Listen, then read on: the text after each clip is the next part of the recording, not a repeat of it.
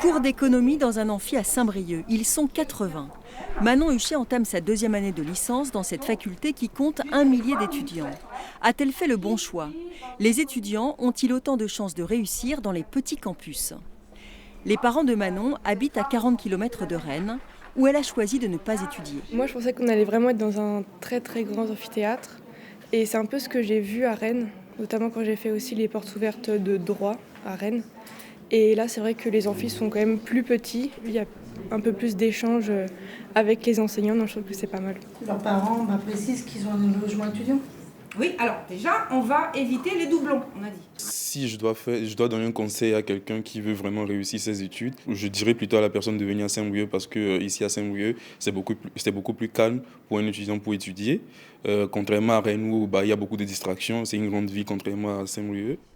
À Rennes, il y a plus de 50 000 étudiants dans les deux universités. À Saint-Brieuc, ils sont 1000.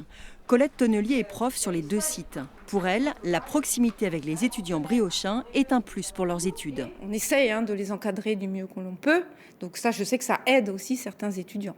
Voilà. Donc après, est-ce qu'ils réussiraient aussi bien à Rennes ou pas, on ne peut pas le savoir, quoi. Un cadre rassurant qui favoriserait donc la réussite des étudiants. Entre 2017 et 2019, 100% des briochins ont obtenu leur licence de droit. C'était moins à Rennes. T'as commencé par quoi? L'importance. On retrouve Manon en cours. Ses deux amies viennent des Côtes-d'Armor. Elle voit un autre avantage à étudier à Saint-Brieuc, c'est la vie moins chère. Lou Le Sergent est boursière. Elle a un logement de 18 mètres carrés dans une résidence étudiante. Niveau financier, c'est clair que Rennes est vachement plus cher qu'ici à Saint-Brieuc. Donc du coup, moi je suis au Crous. De ce que j'ai entendu, c'était beaucoup plus compliqué d'accéder à un Crous là-bas. Grosse journée aussi en fin de semestre, la Santa Mass Party. À l'autre bout de la fac, on plonge sur le calendrier des soirées à proposer. C'est ça aussi la vie étudiante. Et Saint-Brieuc n'a pas la réputation de Rennes en la matière. On veut ce côté festif pour qu'on puisse un peu tous décompresser, relâcher.